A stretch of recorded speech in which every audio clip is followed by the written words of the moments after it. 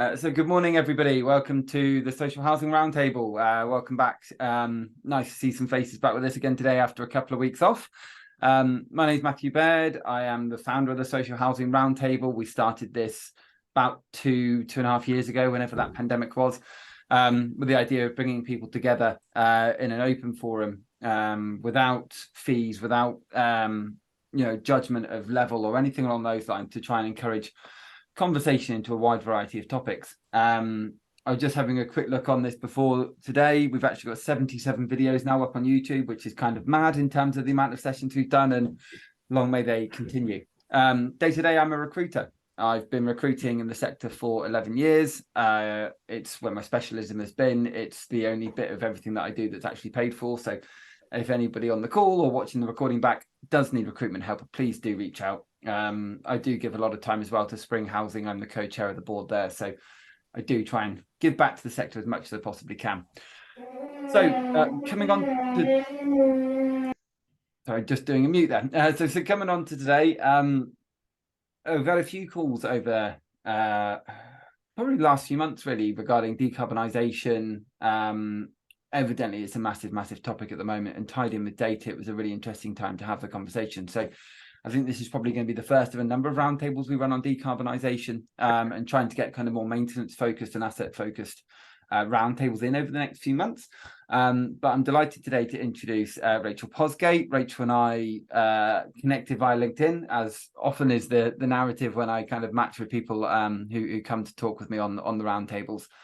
And the aim of today is to kind of really look at a data solution that might be out there for decarbonisation, but also to have a wider conversation around the issues with decarbonisation, with trying to get to net zero, with everything to do with social housing at the moment. So without further ado, I'm going to pass across to Rachel to introduce herself, to Chameleon Technology, and how today came about. So Rachel, over to you. Thanks so much, Matt. So hello, everybody. I'm Rachel Posgate. I'm the Strategic Partnerships Director at Chameleon Technology. I actually found out about the group or the roundtable through a colleague at, an acquaintance at Capita. That's how I found out. You Bean or Edward? Edward Crouch, yes. Yeah. I think he was saying that he was going to try and join today. I'm not sure if he's on. Yeah, and Ed and I have been talking a little bit about decarbonisation for a while. So that's kind of how it happened. And I reached out to Matt and said, hello, quite like to talk to you. But the social housing industry is something that we as a business are very, very interested in, and think that we've got some quite interesting technology that might be helpful to the challenges that you face. So yeah, that's the background. As you can hear from my accent, I'm quite far from home. I'm a New Zealander, but I've been living here for about 15 years, and I'm married to an Englishman. So that's why I'm here. Yes. Anyway, so can you guys see my screen, or do I need to hit? Not yet. You'll need to share it. Okay. Right. I'll crack on to things. Okay. Sorry, hang on. All good. Yeah. I think we're on slide 9 at the moment, so just getting back to the first one. It's weird, it's not going into presenter mode for some reason. Seems to be a delay. Can you see the front screen there, Matt? No, not yet. I can now, yes. And now, okay. Resume slideshow. There we go. Try that one. That might be better. Is that better? Can you see the front screen? I mean, you can see it. We might just have to click through a different way. Simply, yeah, try that one there. Was that one not working for you? No, it's not. Sorry. Okay. Well, we can read it anyway. It's on the screen. Okay. All right. Cool. So, decarbonisation tools, I guess, is what I'm here to talk to you about today. So,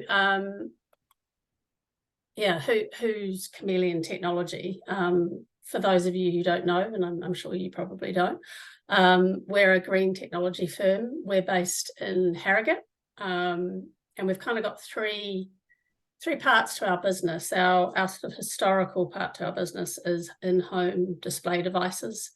So we're the leading manufacturer and supplier of the devices that have been involved in the smart meter rollout program that's been mandated by the government. So we've got about over 10 million devices in UK homes now as part of that program.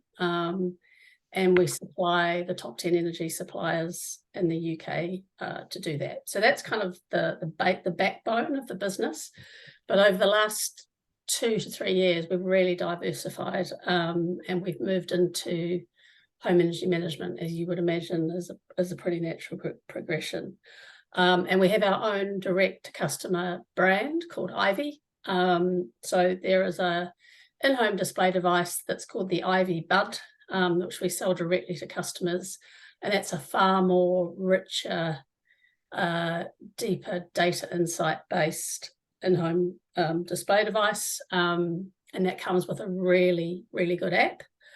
And we recently launched an EV charger and a really good app that goes with that, and there's all sorts of other hardware on the roadmap, like solar, like battery, coming down the line. So we're a little bit unusual in that we have deep expertise in smart meter data, you know, and world-class engineering capability, but we also have hardware as well, so we kind of do both. And then the third part of our business is a big R&D function. So we have about 3.6 million pounds worth of funding going on from DESNZ. So there's about 8 live projects going on at the moment. Sorry, I'm just trying to get the next slide here. There we go. Yeah, so lots of money being provided to us by DESNZ, which is fantastic. So projects around heat pumps, trying to make these more smarter, more user-friendly for customers. We've designed a bi-directional charger, so you know where the car battery is basically running the household, you know that is going to happen, it's coming. So I've been really involved in that. There's a green finance project happening at the moment with NatWest. So our technology is accompanying their innovations around green finance and driving people to make retrofit decisions around their home, and then obviously the bank providing the finance for that. You know, there's a big customer journey and customer awareness path that the bank needs to take their customer base on, and they're quite well placed to do that. So lots of work going on around there, and many others, but I won't go into that at the moment. So you know, I don't work in your industry, so you know, all I can do is sort of understand from the outside looking in, perhaps the challenges that you're facing on a day-to-day basis. I think there's sort of 3 areas of challenge that I would imagine you are probably facing. I'm sure there's all sorts of others as well, but the 3 ones that I wanted to kind of address today and tackle head on are making homes more carbon efficient for the future, keeping properties safe, warm and dry, so that sort of immediate need to do that now and make sure that you're mitigating any problems in that area before they become a big problem, and then a kind of a longer term challenge, which I'm sure we're all thinking about, is, you know, how you manage those assets in the property. You know, you've probably, a lot of you have gone through the pain of obtaining funding, installing heat pumps, solar into your portfolios, and then what do you do then? How do you get money out of those assets? How do you make them work for you? And you know, that's against the landscape that you face of increased maintenance costs, pressure to improve the EPC of your properties, although, you know, open to the discussion later what Rishi Sunak's announcements last week actually mean now for EPC ratings, etc. When those targets are, it'd be great to have a discussion about that. And then, you know, sort of needing to understand how to improve your properties, but basing that on good, solid, reliable information, so that when you enter into retrofit decisions, you're making the right decision, you're not making an expensive mistake. So we've developed a landlord proposition, social housing landlord proposition, and it's based around that in-home display technology that I just referred to before. And it basically provides a solution for landlords to be able to sort of manage the compliance of their property to regulatory requirements, a way to ensure that you know if your properties are safe, dry and warm, a way to be able to monitor and potentially influence the energy efficiency of their property without invading the tenant's privacy. And then the other thing is that you can give the tenant a tool to manage their energy usage behaviour if that's of interest. I know, engagement of tenants is not something probably forthcoming in a lot of cohorts or groups, but there is that option. So there's a couple of options. There's the Ivy Bud, which is our in-home display device. So basically, it would be a direct consumer fulfillment model. It'd be a box that goes through a mailbox to the tenant, or the housing manager perhaps takes it themselves directly to the tenant, depending on how the whole program works. They're SMETS 2 and SMETS 1 compatible. It's Wi-Fi capable. It has a temperature sensor on board. It works with any energy supplier. And basically the key to this is it connects to smart meter data and it's real-time data. So it's 10-second data. It's not a day old. It's literally every 10 seconds. So that is option one. And then the option two is what we call the consumer access device. You may be familiar with these, the CAD. It's similar to the BUD in that it connects to smart meter data. But obviously there's no screen. And then the other difference to this one is that it has a humidity sensor, so you can determine whether there's anomalies going on in the property, such as a rise in temperature, which would suggest humidity. And it effectively gives you an alert to say something's going on in that property. I need to go and check it out. I'm speaking very simplistically here, but that's what this thing does. The other thing it does is it gives you an accurate carbon efficiency reading of that property based on real data. And same with the Ivy Bud, does the same thing. So it gives you that kind of peace of mind that when you're entering into retrofit decisions, you've got data, firm data, that you're basing those decisions on. So this product is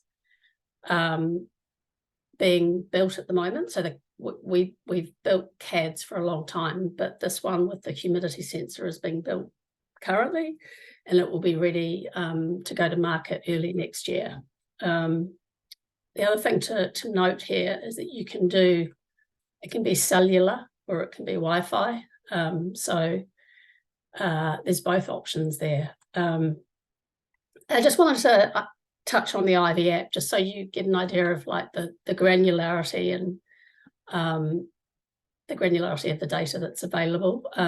You can link your smart meter and you can track your usage. The tenant can see live energy data through the Ivy Bud, and they can find out where they're spending the most. Are they spending the most on washing, heating, cooking? It shows a breakdown of where that energy is being used. And then the other part of it, which we find works really, really well with our Ivy Bud customer base of about 50,000, is that you get personalised kind of energy saving challenges, and there's a gamification element to it as well. So yeah, I just wanted to share that with you. I think it's an interesting option to have. So basically the proposition model, in really simple terms, for the landlord or the social housing provider, you have an ability to monitor the energy usage from afar of your properties. You can determine if there's damp or low temperatures, etc. And then you can exercise mitigants before damage to that property or the tenant occurs. Chameleon's role in this scenario is that we manufacture the device. we provide that to the social housing provider at a wholesale rate. We capture the data from the smart meter that gets sent to our cloud. So you've got consumption, humidity, temperature data being sent from the Chameleon cloud to the social housing provider, depending on what your data setup is, what systems you use, what platforms you need that data to be piped into. That's all that can all be worked through. And then from the tenant's point of view, they're getting something in a box. It's not invasive to them. They don't need to do anything other than plug it in. They can engage if they want to. They can set themselves up on the app. And I guess the best part is that if there are any issues in the property, the landlord will know before they have to start, having those conversations. And then from a solution point of view, this is the sort of, this is how the software works. So you've got the smart meter data going into the device. That device is piping the data over to the Chameleon cloud on the far left, and then that's being piped over to the social housing provider. Similarly, the data from the cloud can be piped to the Ivy app as well. So I keep talking about a carbon efficiency read of your property, and the way that we do that, don't worry, I'm not going to get into too much technical detail, but the way that we do that is we have a heat transfer coefficient algorithm. We've been working on that with Salford University for the last 2 or 3 years. It's an algorithm that we own, it's our patent. We recruited the university to do the work and the testing on our behalf. But basically it uses smart meter data, it uses temperature data, internal and external, and then it produces a coefficient value that basically accurately measures the efficiency of that home. So it's it's an effective tool. And I think, without spelling it out too much, how would it work? How would that translate? Bearing in mind that HTC is automatically in those 2 devices that I've just spoken about. The device goes in the home, the data points are taken, the HTC reading is provided to the landlord decides to, on that basis, do some retrofit work, get the suppliers in, get the work done. But the 2 green boxes at the end, I think, are interesting in that these devices are also a way to be able to prove the effectiveness of the retrofit. So that data can measure the before and the after measurement of that property. If you need that for validation of funding, etc., that's quite a good tool as well. And then, the outcome is hopefully that the EPC rating has increased. There'll be cheaper bills for the tenants for sure, and then regulation compliance as well. And then just the final point I want to talk to you about today is getting value from those assets that you've put into your properties. I know a lot of funding has been granted and a lot of retrofit work has already been done. We are a registered demand flexibility service provider. We've recently signed a partnership deal with Samsung to be their demand flexibility service provider. And I think the way that, the message I wanted to get across to you is that, you can use this in the future to derive revenue from those assets that you've got sitting in your portfolio. I know you'll all be thinking about it. You probably know more about this than me, but we have a way to do this. So managing all of those assets in those portfolios and basically doing the optimization and the software work in the background and make sure that all those things, all those devices, the solar, the battery, the EV potentially one day, are all talking to each other automatically. The tenant doesn't have to do anything. Social housing provider doesn't have to do anything. But, we are talking to the grid and connecting all of those devices on the housing provider's behalf. so that you start deriving revenue and doing self-generation of energy within those properties. So yeah, I think I'll be quiet now, but that's all I've got at the moment. Please don't worry at all. Thank you for that oversight, and I think thank you for kind of introducing a conversation today that's absolutely key. And I know one of the points from today I'd say was about that data tools to help with decarbonisation and to help with compliance. I mean, in the housing world, as you'll know, it's incredibly complicated. You and I were talking before this actually about how many of our properties are actually set up in the first place or how many are, I guess, fit for purpose now in general, never mind decarbonisation and everything else with damp and mould and everything going on. I guess from those that you're speaking with and from the people that you're having those conversations with at the moment, where is this product fitting in mostly? Who's kind of reaching out to you and kind of going, this is exactly what we need at the moment? Yeah, I mean, I don't want to say particular businesses, but large social housing providers are definitely interested in the fact that it's a very simple method. It's a box. Is that the thing they're saying to you? Is there complication with decarbonisation at the moment? Is just the fact that it's almost too big a problem, they don't know where to start? I think so. I think, and also it's the level of investment as well. They don't want to invest in huge amounts of technology that they don't know if it actually works or not. Whereas this is just a little device that can get posted through a tenant's mailbox. And as I was at sort of pains to describe, they don't need to engage with it at all if they don't want to. And literally it's a plugin. So it's kind of it's a light touch way to get really good quality data at quite a low cost as well. And then from the data side, so does that go then, does it tie back into your system? Does it go into into this kind of centralized system that the housing provider are already using? When I was at the Hive Live with, I know Claire and Gary and others in the room were there yesterday, one of the key issues that I think social housing has at the moment is the fact that data doesn't talk to each other, or it goes into one place and it doesn't then feed into other areas or whatever that might look like. And so I'm just wondering kind of where that fits in longer term, and how how easily it ties into, I guess, the systems that are already in place. Yeah, I mean, that's the £1 million question, isn't it? I think the fact that we are quite a small, nimble business means that we are very prepared. We're not a huge infrastructure outfit. We are a smallish, but quite clever green technology business. So we're quite happy to provide kind of bespoke systems that tie the different systems together, depending on what that housing provider has. I mean, some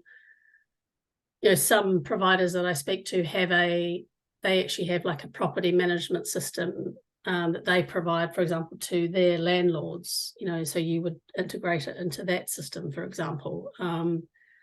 But yeah, I think really open to having those conversations, and I think it's probably not one size fits all at the moment, because there's lots of different systems at play and people need different things. So completely understand that.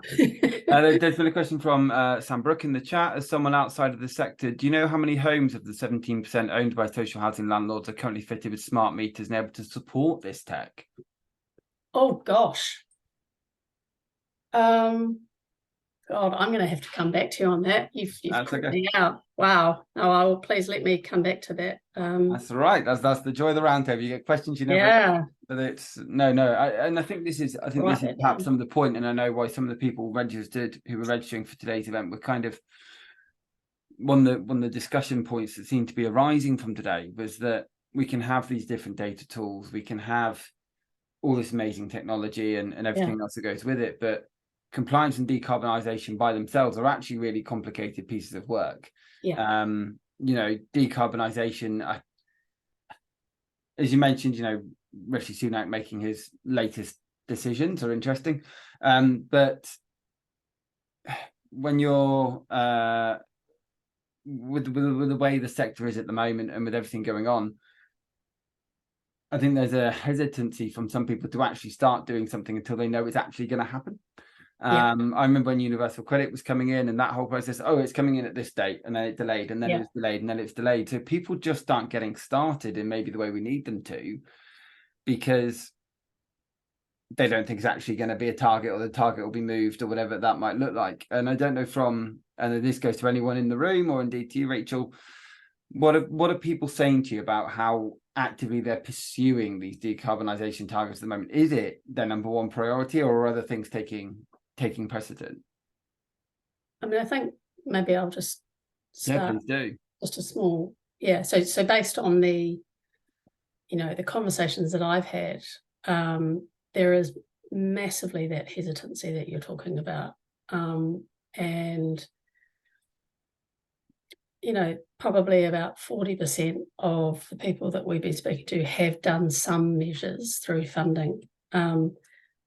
But just repeating what I said before, that's why this approach is quite appealing, because it's quite small. It's not like you're not knocking through walls yet. You're just monitoring the energy in the property, which gives you the information, and I guess the peace of mind and reassurance that exactly the makeup and of that property.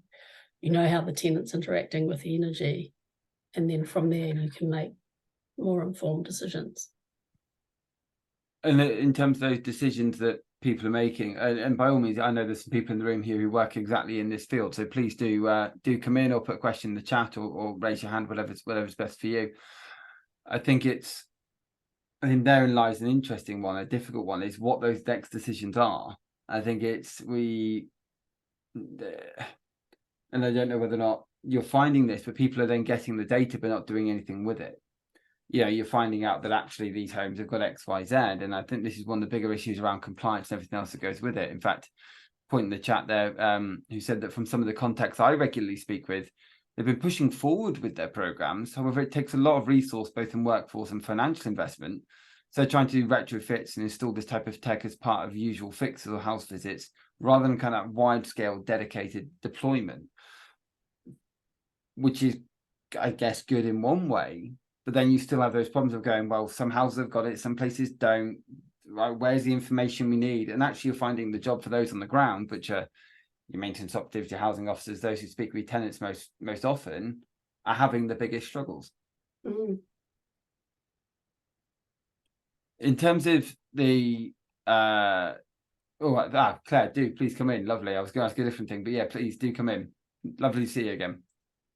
Hello, you too, Matt. I think you've hit the nail on the head there about all the conflicting objectives and targets and worries and problems that that housing are dealing with at the moment. And I'm just wondering if there are people in the room here who are working in more in the asset side of housing. I'd love to know if this is something that they're looking at it on an individual level. I know a colleague I was speaking to yesterday has had lots of discussions with their asset teams, who don't see this as being anything to do with personal data, because it's just an asset, and in inverted commas. But of course, and Rachel's mentioned that it's the tenant's energy use, and it's the heating that the tenant's putting on, and whatever else the tenant's doing, that we're picking up here.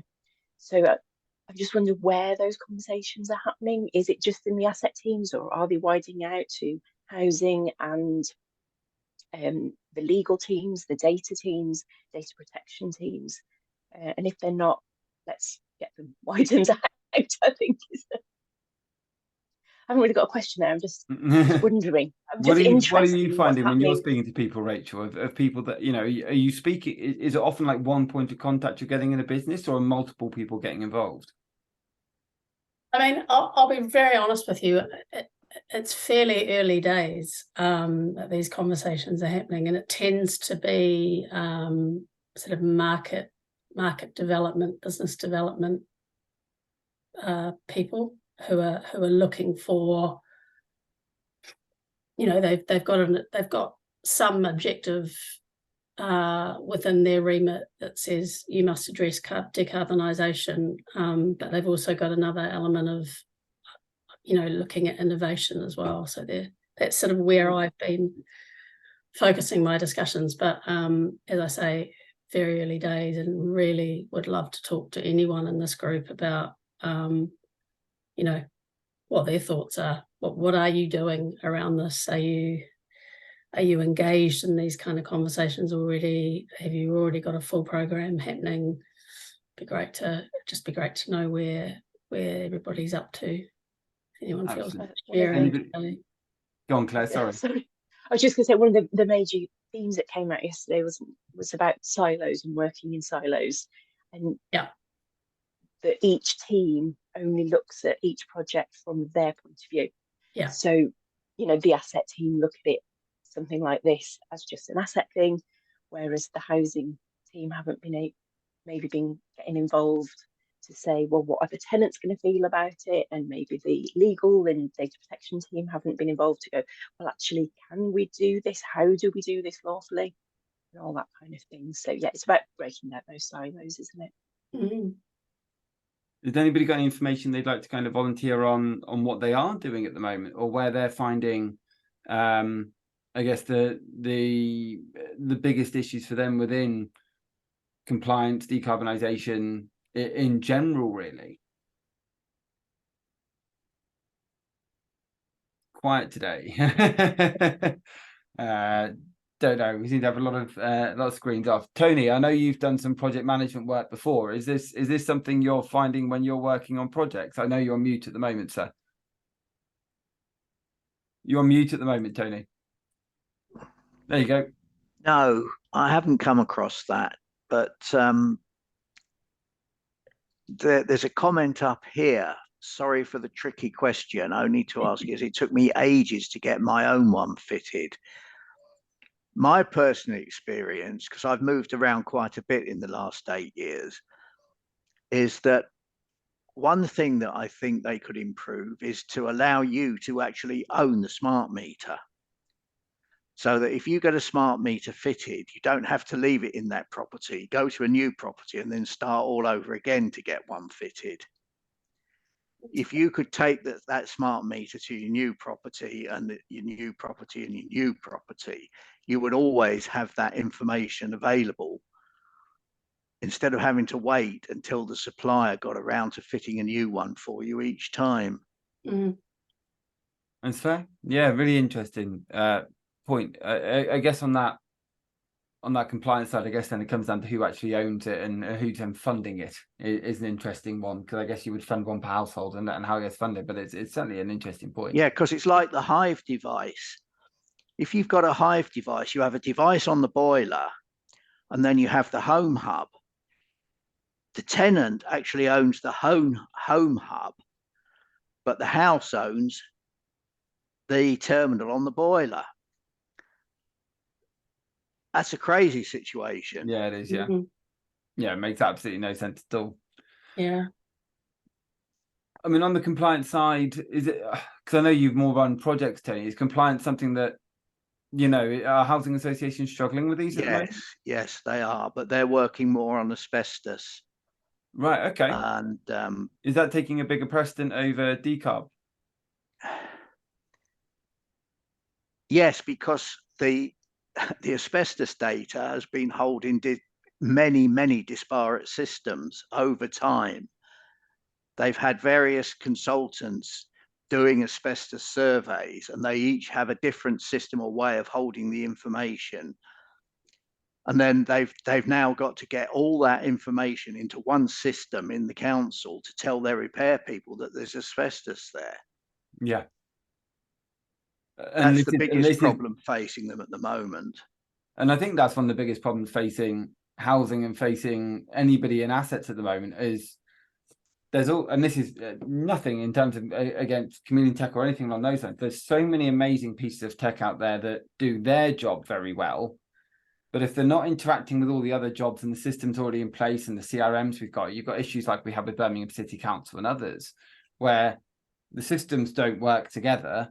So it only takes having one really bad system that doesn't connect with the others, and actually the whole thing comes collapsing down. So you know, and this is, by the sound of it, Tony, what you're saying there is that Birmingham City Council lost £1 million because they bought an Oracle system, and everybody said, make this Oracle system look like our old system.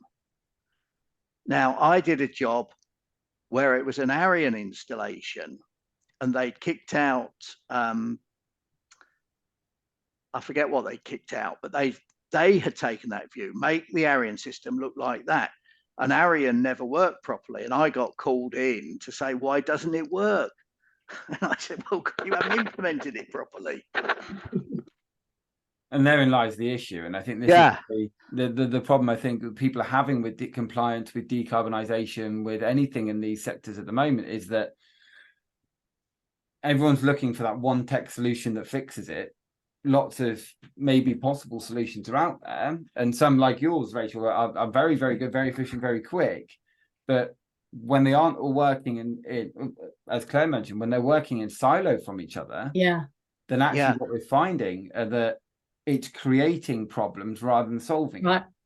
But that comes into change management. It does. If you haven't got a program manager who's looking at the big picture, and everybody's working on projects that are disparate, if you haven't got the program manager doing that, you'll end up in that situation. But you need a program manager to oversee the big picture and coordinate all the individual projects. Who makes the decision in a housing organisation that there is going to be a commitment to decarbonisation? Is it the top of the chain, or does it? It probably comes down from the top. Yeah, should come from the top. Yeah, but it does, but with an asterisk, in terms of some places that again depend on the size of the business. It depends on their priority as a business. It comes from top down, but sometimes it might be that your head of assets or whoever might be going, right, well, actually, we're giving you the responsibility, and decarbonisation is a part of it, and something else is a part of it, and you allocate to hit targets. And we're a very, very target-driven industry. Usually led from central government, and as we mentioned already, those targets can change on a sixpence. You know, and we've also got big issues at the moment with staffing, huge issues with staffing. We haven't got, you know, I know some people disagree and the rest of it, but we've had huge issues since Brexit. Massive issues there. The pandemic further enhanced it. With anybody coming in to actually do the home checks, to actually come in and just do the piece of work, you can have your program managers and going, right, we've got it all in place, let's go do it. Well, who's going to do it? It is one of the issues. And you know, I remember there was a piece a few months ago now, I think it was done by The Big Issue, explaining exactly this thing. Well, what are we going to do? But we're not attracting people into the industry because it isn't paid well enough. And actually, I think since the pandemic, a lot of people either got promoted or left it because social housing is being tarred by the media. It isn't as attractive a piece of work because it didn't used to be known about, so people just used to go into it. Now it is known about as having all these problems, and people going, well, I'm not going to go do all of that. You know, that's huge amounts of work, which is an issue unto itself. And when we look at, you know, products like yours or anything where we look at the data going, right, well, we've got all the data now, we've got 100 homes that we need to go XYZ to, and then we haven't got anyone to go do it. The data, I think, then goes, right, well, now we're behind. And people get really, really stressed. They get really, you know, they're suddenly falling behind with targets that are then set because the chief exec may then turn around and go, right, well, we've got the data. We've got, I don't know, 100 homes, 1,000 homes. We need to do all this too. And your frontline staff are going, well, how are we meant to do it? He said, well, that's your target.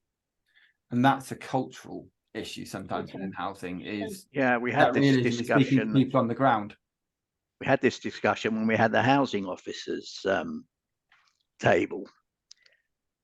Exactly that. You know, housing officers and going, we want to do more, we want to deliver more, we want to be able to, you know, support more, but you know, I mean, I speak to homeless officers who've got caseloads of 70 or 80 cases. You just can't do it.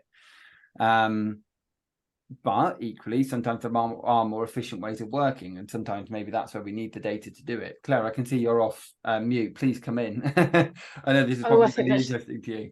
Sorry, that's just from when I was talking earlier. I could talk about this all day, as you know. That anything to do with data and the silos and and this feels like definitely an area where we could be collecting data and not being able to actually use it. So it sits somewhere, and like you say, we haven't got the staff or the resources to actually do something with it. And yeah, and that's just depressing. Everyone, sorry. It's difficult, but I mean, but this is the realistic. But you know, this is why we have these roundtables. We don't want to just kind of go, great, here's a solution, let's go ahead and do something, because I think what can happen is people can do that. They can go green button, right, brilliant, we've got what we need now. And actually, Gary was mentioning it yesterday with me on the panel when we were at the data conference, was great, someone's come along, here's a big green stamp, right, there you go, that will fix your problem. And actually the problem may not be the data, though actually that could be a wider part of the problem. As you say, there are businesses which have got the staff, which have got the resources to do something about it, but don't know where to start and don't know where to kind of go. So actually, those are businesses that absolutely need to find out where the problems are and what's happening, and make it more real-time data as you're getting there. But I think when we're looking at compliance, decarbonisation, fire safety, asbestos, any of these areas at the moment, you have to know where to start. So you need the data. But if you haven't got the staff to actually then do something about it, you're stuck. But then people can't get a business plan signed off to get more staff if they don't know where to kind of push forward. And it is sometimes a bit of a catch-22, and you have to start somewhere. Yeah, it sounds to me like the more an organisation like mine can just create a total solution that just kind of can plonk in there and solve all the problems and tie into every single CRM in the country. And this is the other side. This isn't, you know, it is so difficult, because there are good systems and there are good pieces of tech and there are ways to get the information you really need. But if you're not going to do anything with it, then why are you stuck? Sorry, Claire, I talked over you just a moment ago. Please do come in. Oh no, I was just going to say on that point of, you know, the data about the asbestos and the fire safety and everything else. I don't know if you heard yesterday, somebody mentioned that they were working with the housing association that had all that information on separate spreadsheets. So it was all of their stock reproduced on different spreadsheets, one for, you know, each of those compliance issues. And that wasn't a long time ago. This was fairly recent they'd seen this, and it was just But then this is what's happening. That's what that's what we're dealing with. That's where we're starting from for some organisations, Rachel. But I mean, honestly, Claire, it's a big it's a big jump for them to then. I don't actually think this problem is unique to social housing. No.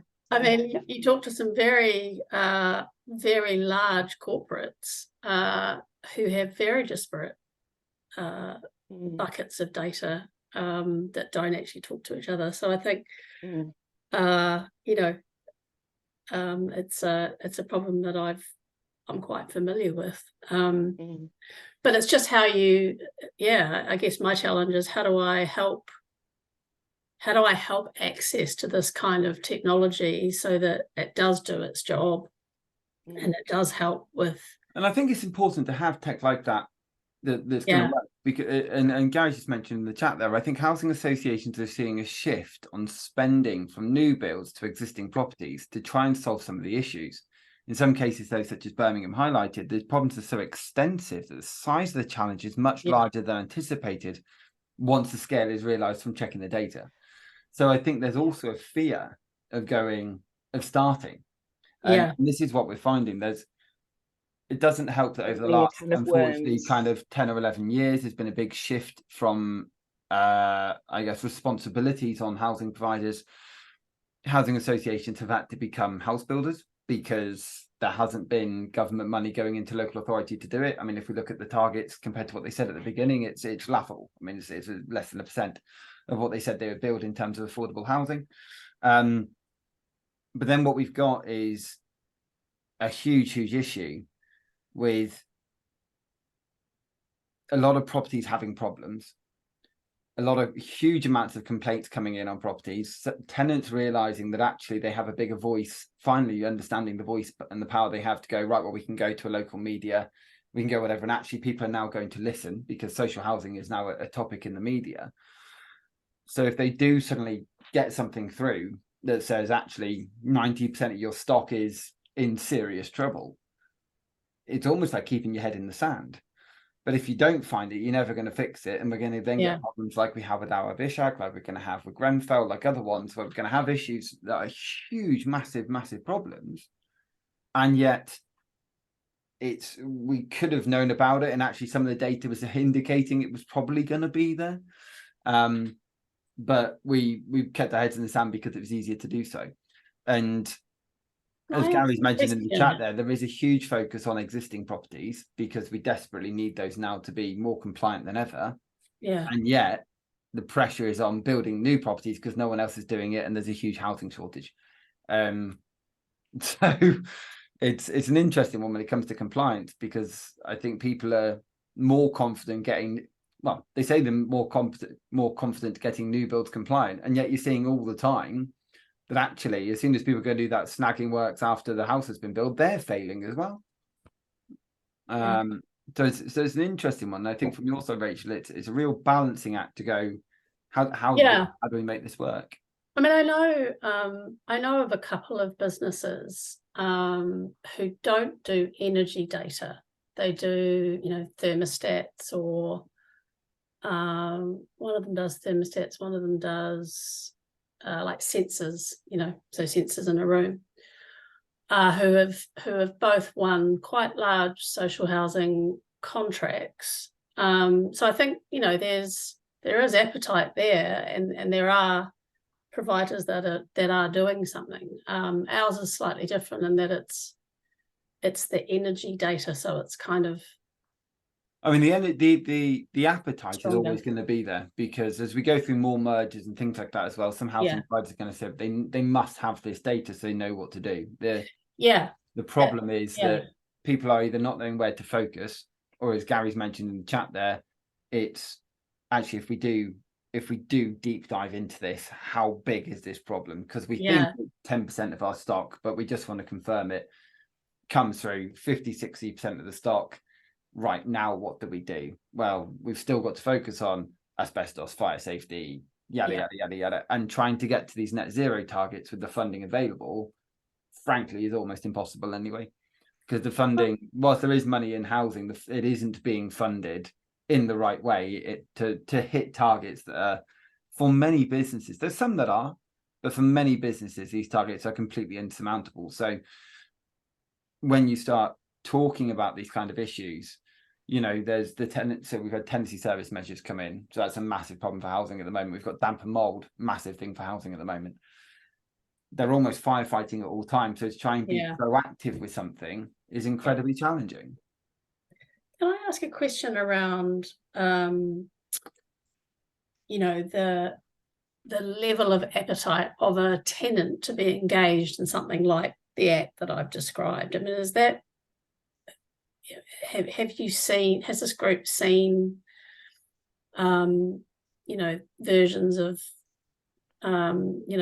consumer front kind of devices or whatever that the tenants have taken an interest in, have got involved in? Is that a feasible thing to pursue? I'd be really interested to hear what this team thinks. Anybody like to jump in on that? Go on, Claire. I think that's a huge question, and it's how long is a piece of string type question, because tenants aren't just people like anyone else. So that we've got the whole range of ages, and some people be more tech savvy than others, and some will be more privacy minded as well than Yeah. others. You know, there is a bit of a joke that in data protection, the answer is always it depends.